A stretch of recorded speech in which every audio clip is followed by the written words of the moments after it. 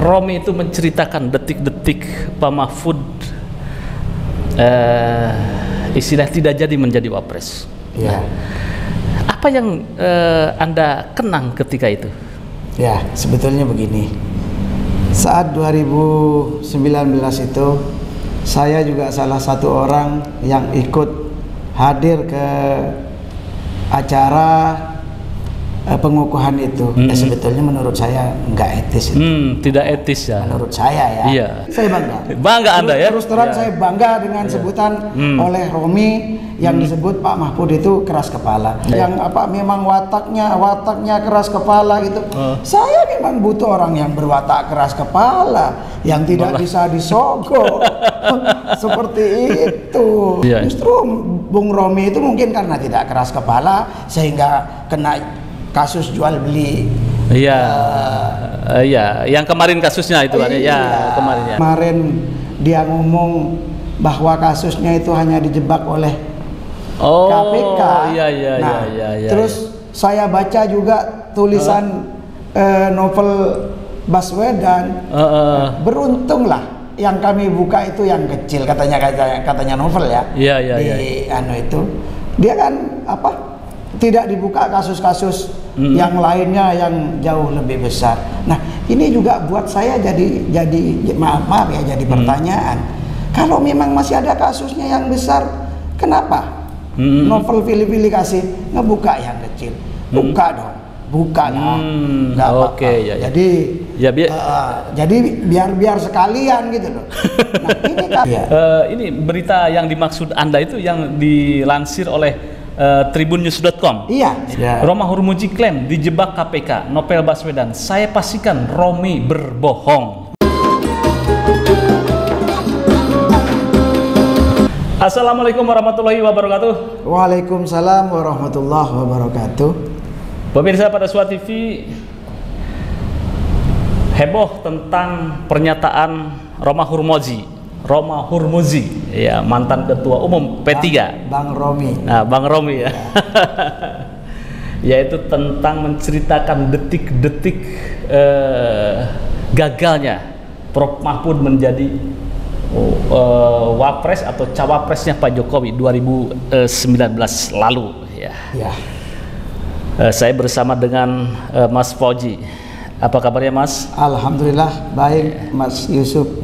Mas Fauzi ini pengusaha besi tua nih, sukses di Jakarta. Amin, alhamdulillah, insyaallah mudah-mudahan. Dan pendiri apa? Yakorma ya? Saya pendiri Yakorma, Yayasan Kerukunan Orang Madura. Bersama almarhum Brigjen Mas'ud Effendi Amin. Yang kebetulan beliau juga dari Madura. Iya.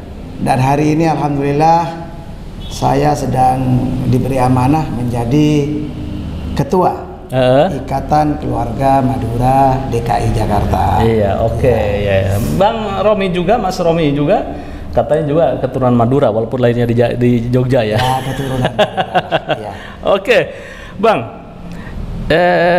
Ini kan Romi itu menceritakan detik-detik Pak Mahfud istilah tidak jadi menjadi wapres. Ya. Apa yang Anda kenang ketika itu? Ya, sebetulnya begini. Saat 2019 itu saya juga salah satu orang yang ikut hadir ke acara pengukuhan itu. Saya sudah berada di T1 di seberang dari tempat yang akan dipergunakan oleh Pak Jokowi untuk mengumumkan siapa wapresnya. Iya. Jadi tatkala beliau itu diwawancarai, memang karena saya di dekatnya, di dekat Imam Marsudi selaku Sespri, HP-nya berbunyi terus. Tapi dikarenakan Bapak sedang wawancara, tidak tahu apa itu HP yang berbunyi. Iya. Kabar dari mana? Artinya tidak dilihat. Sehingga setelah dilihat rupanya kabar dari istana yang intinya kami suruh balik kanan dulu, tidak tahu permasalahan apa. Sehingga gamblangnya setelah dapat podcastnya Mas Romi itu. Jadi ada beberapa partai yang menolak. Terus Mas Romi menceritakan si A, si B, si C, si D. Sebetulnya menurut saya nggak etis itu. Tidak etis ya. Menurut saya ya. Iya, karena itu persoalan persoalan private begitu ya. Ya. Jadi hal-hal yang seperti itu sebetulnya cukup diketahui beliau aja. Begitu dibuka ke publik, apakah ketua-ketua partai yang disebut itu juga senang terhadap omongan itu kan belum tentu. Bisa saja itu ikut marah gitu loh, karena selama ini tersembunyi jadi dibuka kepada umum. Ada apa orang-orang itu maaf ya menolak orang yang mempunyai rekam jejak yang bagusnya luar biasa gitu kan. Jadi pertanyaan buat jadi pertanyaan besar itu ya dari warga masyarakat kecil ini gitu. Sebelum lanjut begini Bang, ketika Anda di situ mendengar Pak Mahfud tidak jadi menjadi cawapresnya Pak Jokowi, itu Anda tugasnya apa waktu itu? Enggak, saya selama ini kan bantu-bantu Mas Imam Marsudi ya. Iya. Jadi dari pagi sebetulnya saya sudah ada di Keramat. Saya tahu apa yang diceritakan pagi itu, diminta memberi surat pernyataan ke PKB lah. Itu ada saya juga di situ. Cuma saya sebagai pelayan ya tidak banyak menanya, tidak banyak tahu, tapi apapun yang terjadi itu saya tahu. Cuman bagi saya seorang masyarakat kecil seperti saya ini mau gaungkan apa-apalah artinya gitu. Cuma gini, yang saya sayangkan itu belakangan ini Mas Romi dengan podcastnya di berbagai TikTok ya, di berbagai ini mengungkit-ungkit, memberitahu ke masyarakat dengan segala itu. Yang jadi konsen saya itu begini, saat Romi itu menyatakan bahwa dirinya itu hanya dijebak oleh KPK. Terus sebentar ini kasusnya melebar nih. Saya dengar waktu itu Anda sudah pesan sate kemudian pesan tumpeng segala, itu bagaimana ceritanya? Jadi begini, kalau masalah itu betul-betul orang yang menangis saat Pak Mahfud gagal itu saya. Pak Mahfudnya sih nggak ada apa-apa, yang lain juga nggak ada apa. Jadi begini, saya itu pesan sate sekitar 6.000 ya. 6.000 tusuk. Karena setelah pengumuman itu saya akan mengumpulkan teman-teman baik dari Yakorma maupun Ikama, juga sebagian besar akan saya persembahkan sate itu untuk di kantor MMD Inisiatif ya di Keramat. Itu terus saya juga sudah pesan tumpeng Bang. Jadi yang bikin saya nangis itu begini, oke lah, karena kita butuhnya itu jam 8 atau jam 7 malam gitu ya. Setelah pengumuman sate itu baru dapat 2.000. Iya. Bisa saya stop, tetap saya bayar yang 2.000. Iya. Cuman kesedihan saya sebagai rakyat kecil yang memang mengeluh-elukan beliau karena sepak terjangnya ya. Ya, kami itu bangga dengan Pak Mahfud itu karena kami konsen di kemaduraan, di Ikama, di Yakorma. Kami pun mempunyai orang seperti Pak Mahfud yang luar biasa menurut saya. Track recordnya ya. Ada di menjadi menteri saat itu, beliau membersihkan. Iya. Ada di DPR RI, sepak terjang beliau luar biasa, bersih membersihkan juga. Iya. Ada di hakim, kita lihat sendirilah. Sampai akhir itu dari cicak buaya Pak ini itu jadi kebanggaan buat saya sampai hari ini. Nah, jadi kembali lagi tumpuknya bagaimana itu? Jadi jam 7.30 semua sudah selesai, orang-orang sudah datang, sementara Pak Mahfud saat itu dipanggil oleh Pak Presiden. Ada pengumuman itu Pak Mahfud dipanggil oleh Pak Presiden, nggak tahu apa yang dibicarakan, tapi yang jelas Pak Mahfud tetap menemui, dan beliau di depan kami juga menyampaikan tidak ada yang rugi dari saya. Ini biasalah proses politik. Saya belum jadi apa-apa, gagal. Banyak orang yang sudah jadi diturunkan. Itu menurut Pak Mahfud. Jadi buat saya hanya kaget saja itu, karena memang saya dipanggil oleh istana, bahkan suruh ngukur baju. Itu memang betul-betul dipanggil, gitu loh. Tapi detik-detik akhir ya seperti itu. Nah, tatkala Bapak belum datang ke kantor MMD Inisiatif, tumpeng yang kami pesan siang itu untuk selamatan datang. Berapa ribu itu? Aduh, enggak, kalau tumpengnya satu ya, satu tapi besar. Ya, besar. Iya. Sate 2.000 sudah kami terima dan kami bayar. Saya ya pribadi yang bayar itu, karena saya tidak koordinasi dengan yang lain tentang itu. Maksud saya rasa bangga saya sebagai orang Madura, mempunyai seorang yang tokoh lah ya, tokoh yang betul-betul kami cintai, kami hormati, buat kami persembahkan buat negeri ini, benar-benar mau diajak bersama untuk memimpin negeri ini. Makanya kami pesan tumpeng, Bang. Tapi apa daya, tumpeng datang, orang semua ya langsung dari mobil itu terbelalak, dari hanya 2-3 orang sih, karena semua di dalam. Saya ambil, saya taruh di pojokan depan kamar mandi. Saya menangisi itu, menangisi tumpeng. Jadi bukan nangis karena Pak Mahfud gak jadi, kok saya lupa gitu loh.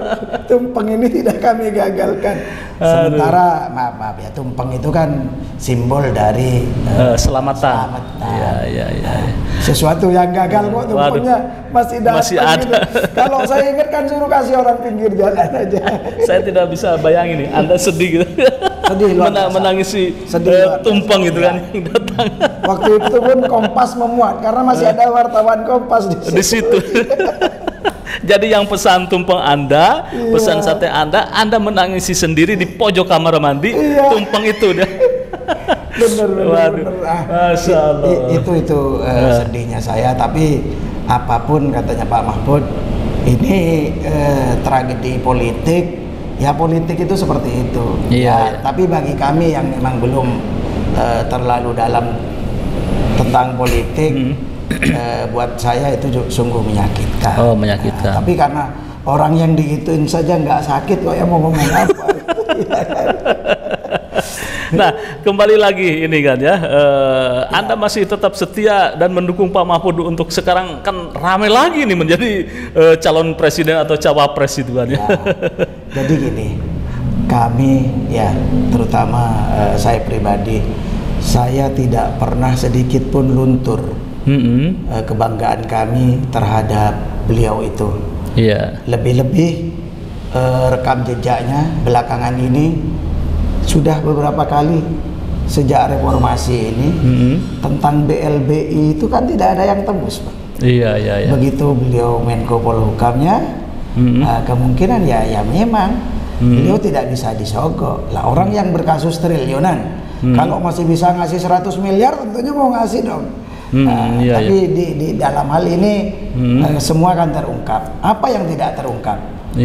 Jiwasraya terungkap, BLBI banyak yang disita, terus kasus Pak Sambo, terus kasus yang lagi hangat-hangatnya ini, yang 349 triliun. Mungkin kalau yang lain nggak akan menyuarakan itu, tapi karena memang beliau tidak tersandra oleh kasus apapun, sehingga berani. Saya ingat lagi, mungkin itu yang disebut sama Mas Romi di tanggal 5 itu 5 Mei. Yang saya baca, yang apa memang wataknya keras kepala gitu. Saya memang butuh orang yang berwatak keras kepala, yang tidak bisa disogok. Seperti itu. Jadi Anda bangga disebut Pak Mahfud itu keras kepala, tidak mau kompromi dan tidak mau mengalah itu dalam hal kasus korupsi gitu. Saya sangat bangga. Pak Mahfud itu memang menurut saya keras kepala, tidak akan bisa dipengaruhi dengan hal apapun kalau itu menyangkut hukum, kalau itu menyangkut merugikan orang, kalau itu menyangkut reputasi, dia tidak akan bisa terbeli karena keras kepala itu. Justru kalau orang yang tidak keras kepala, sudahlah, jangan begitu Bapak. Ini mana Pak?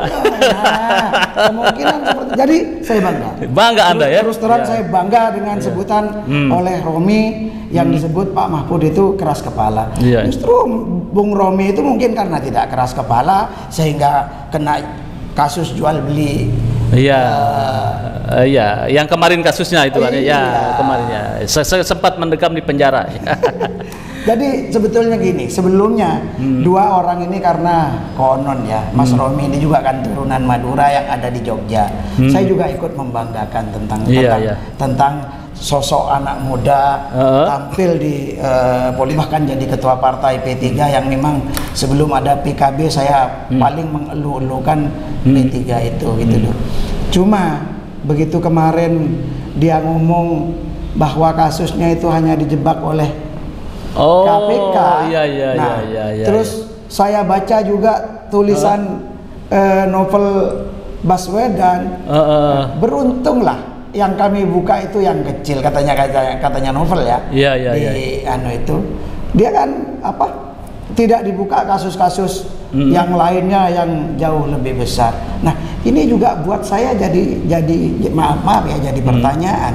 Kalau memang masih ada kasusnya yang besar, kenapa novel pilih-pilih kasih ngebuka yang kecil? Buka dong, buka lah. Jadi biar sekalian gitu loh. Ini berita yang dimaksud Anda itu yang dilansir oleh tribunnews.com. Saya baca itu dan baca podcastnya tentang itu. Coba di tribunnews.com itu Jumat 5 Mei 2023. Ini statement Roma Hurmuji. Roma Hurmuji klaim dijebak KPK. Novel Baswedan, saya pastikan Romi berbohong. Maksud Anda ini kasus ini ya? Saya bacakan ya pemirsa. Mantan Ketua Umum PPP Roma Hurmuji alias Romi mengklaim dirinya telah dijebak atas kasus korupsi yang membelitnya. Diketahui Komisi Pemberantasan Korupsi KPK pernah memenjarakan Romi terkait kasus suap jual beli jabatan di Kementerian Agama Kemenag. Nah, itu ya maksudnya Anda ya. Coba apa katanya Novel? Itu yang merespon hal tersebut, ex penyidik senior KPK Novel Baswedan menyebut Roma Hurmuji telah berbohong. Nah, itu disampaikan Novel dalam sebuah cuitan di akun Twitternya miliknya @nasakisa. Ini pernyataan Novel Baswedan ya Bang ya? Kita bicara pernyataan Novel Baswedan. Saya pastikan Romi berbohong, tulis Novel, sekaligus menanggapi cuitan lainnya yang memperlihatkan wawancara Romi dalam bentuk video. Menurut Novel seharusnya Romi bersyukur karena dia baru terjerat di kasus yang tergolong kecil. Bahkan Novel mengisyaratkan masih ada kasus lebih besar yang diduga melibatkan Romi di dalamnya. Kasus yang lebih besar tuh harus segera dibuka itu. Maksud Anda ini statement Novel ini? Jadi kalau memang dijebak, ya biar jebakannya juga jelas. Kalau memang tidak menjebak, ada kasusnya ya buka aja kasusnya. Ini statement Baswedan lagi, Novel Baswedan.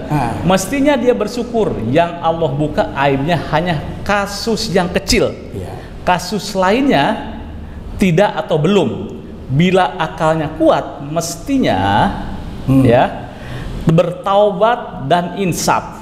Ini tweet Novel yang kini sudah menjadi ASN di Polri. Sudahlah, sesama orang Madura saya menyarankan akur-akuran saja, yang sudah gitu ya. Kalau saling saut, ya pastinya kami juga sebagai orang Madura ikut risih. Kalau saya terus terang Bang ya, kalau umpamanya suruh milih dari dua tokoh ini, ya sudah jelas saya milih Pak Mahfud. Karena memang bersih, membersihkan dan membanggakan buat saya.